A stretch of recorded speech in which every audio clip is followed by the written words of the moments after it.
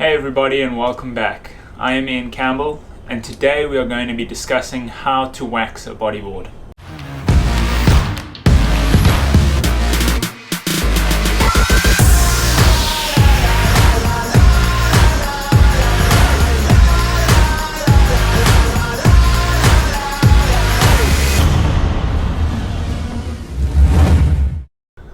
Waxing a bodyboard might seem like an easy task, but this wax really holds quite a lot of function to staying on the board and staying in the right positions.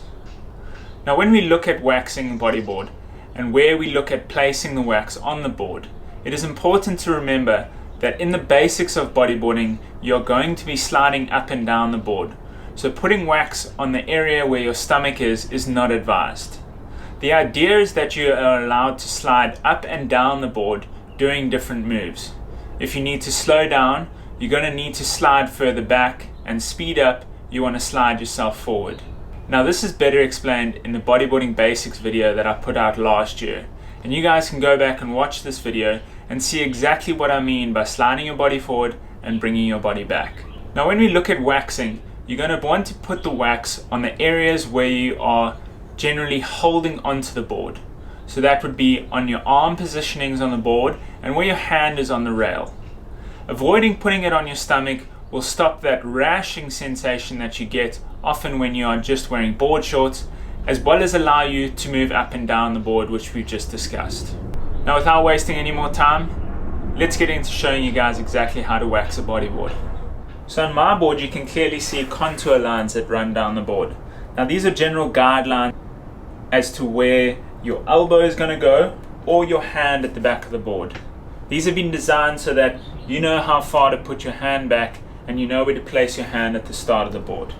So taking your block of wax, you're going to do two areas on either side of the board where your hands are going to go.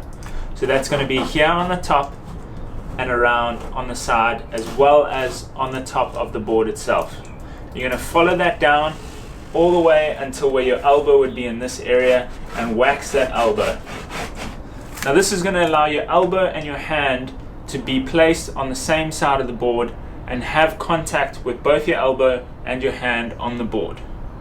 Now this is going to help to stop you from sliding around and to allow your body to stay on the board and keep your arms tight to the board itself. Next you're going to want to look at the rail. Now the rails are really important because that's where your hand is going to be placed. Remember, you're going to be gripping around the rail, so you're going to want to have some sort of wax on that rail coming up onto the board itself a little bit. This is now going to happen on both sides, on the rail itself as well as on the inside of that rail, so that both gripping hands are very tight to the board. Again, you want to make that action the whole way up the board, onto the rail and onto the nose, because remember your hand is going to be gripped around the nose like that. Now often what you see in some riders is they will take the board, and I do it sometimes, and wax the actual inside of the nose. Now because your hand is going to come over and be gripping on the bottom of the board, it's actually quite helpful to put some wax on that edge, just so that you've got a little bit more contact and you're actually lying with your arm like that.